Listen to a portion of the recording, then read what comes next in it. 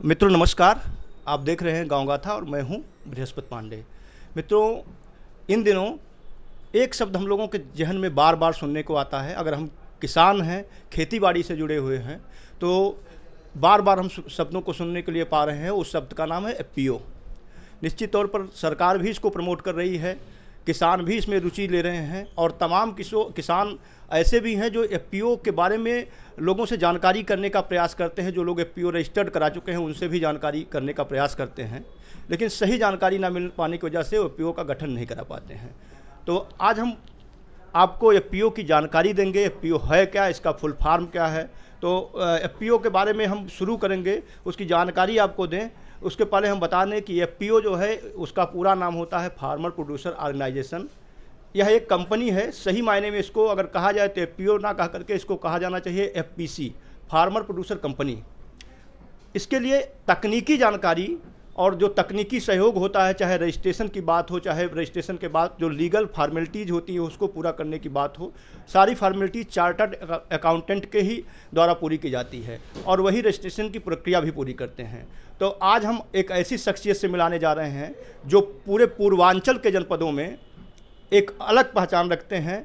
अपनी ईमानदारी, अपने जो वित्तीय जानकारी है, जो टैक्सेस से जुड़ी जानकारी है, जो जीएसटी से जुड़ी जानकारी है, और सबसे बड़ी बात है जो एफपीओ के रजिस्ट्रेशन की प्रक्रिया है, पूरे पूर्वांचल की बात करें या उत्तर प्रदेश की बात करें, सबसे ज़्यादा जानकारी और सबसे ज़्यादा रजिस्ट्रेशन का काम आपने किया है। हमारे साथ हैं बस्ती जनपद के जाने माने और पूर्वांचल के जाने माने chartered accountant CA Ajit Chaudhary ji. आपका हमारे कार्यक्रम में बहुत बहुत स्वागत है सीए साहब। जी धन्यवाद सर।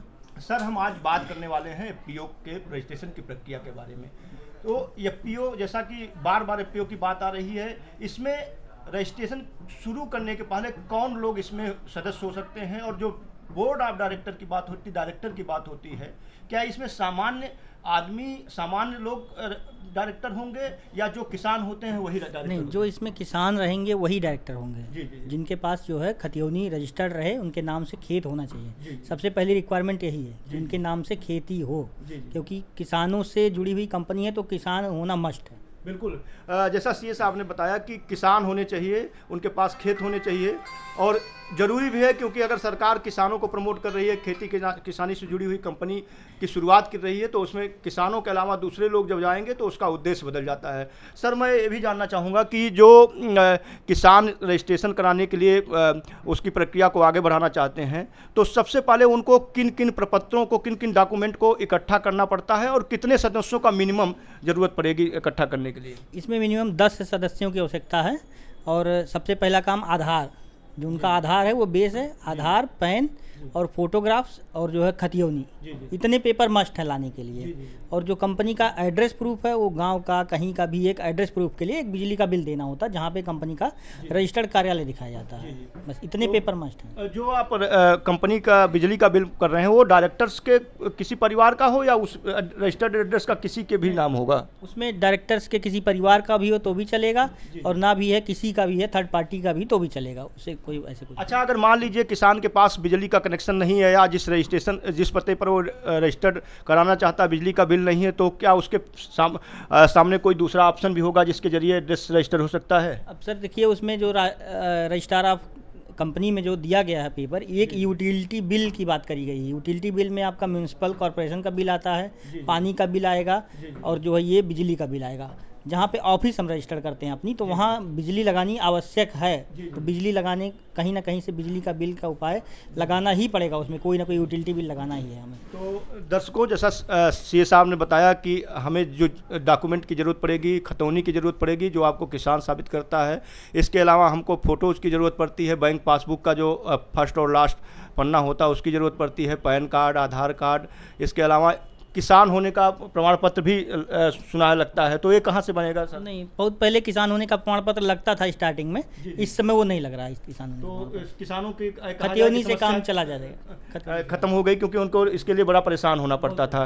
तो सर, अगर इतनी सारे डॉक्यूमेंट किसान इकट्ठा कर ले तो वो उसके आगे की प्रक्रिया क्या होती है, वो आपसे संपर्क करने के बाद क्या क्या प्रक्रियाएं पूरी करनी पड़ती हैं? इतने सारे पेपर करने के बाद सबसे पहला काम है उनका डिजिटल साइन बनेगा सभी किसानों का, और डिजिटल साइन के बाद उनके डिन नंबर आएंगे, डायरेक्टर आइडेंटिफिकेशन नंबर, जो कि मिनिस्ट्री ऑफ कॉर्पोरेट अफेयर्स से एक बंदा एक आइडेंटिफिकेशन नंबर है, यूनिक नंबर होता है ये डायरेक्टर आइडेंटिफिकेशन नंबर।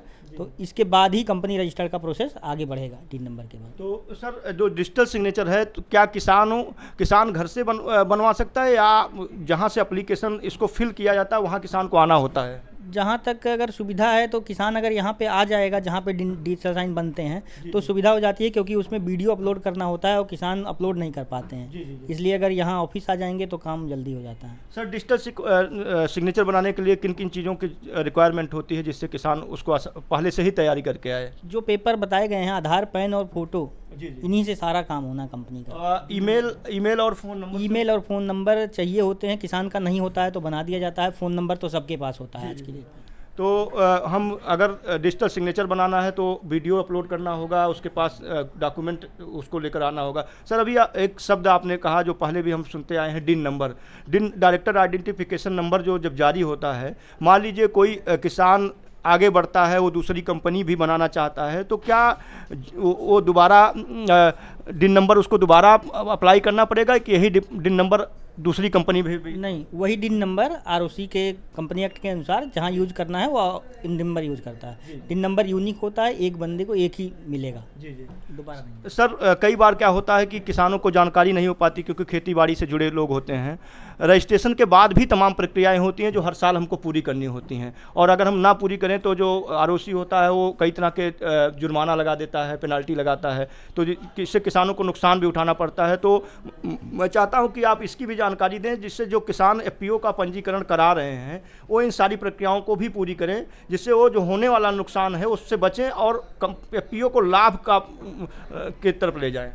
इसके लिए तो सर यही कहा जाएगा कि वो जहाँ से रजिस्टर कराते हैं एफपीओ, उसी सीए के संपर्क में रहें। हर साल 30 सितंबर से पहले डायरेक्टर की केवाईसी और कंपनी का ऑडिट ये अपलोड होने हैं। अगर ये अपलोड नहीं हुए तो मेजर पेनाल्टी आएंगी।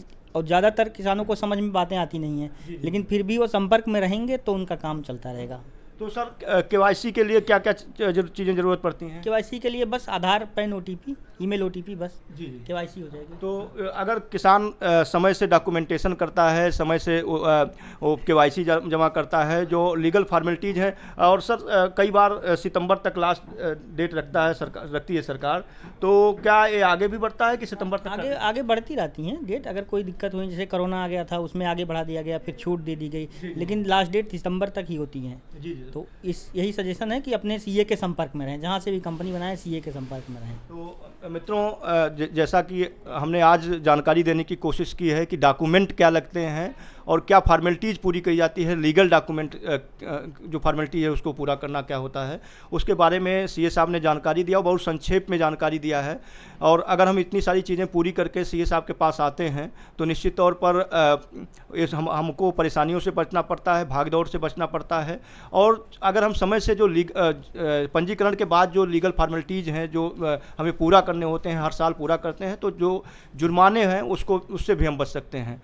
तो अगर आप भी चाहते हैं कि एफपीओ का पंजीकरण कराएं और एक कृषक के रूप में जो बिचौलिए हैं उनसे बचें, अपने उपज का वाजिब मूल्य करें, मार्केट लिंकेज आप करें, आप अपने कृषि उपज को निर्यात करें, विदेशों में भेजें, उसकी ग्रेडिंग और पैकेजिंग करें, तो आप भी एफपीओ का पंजीकरण करा सकते हैं। इसके लिए आप संपर्क कर सकते हैं सीए अजीत चौधरी जी से।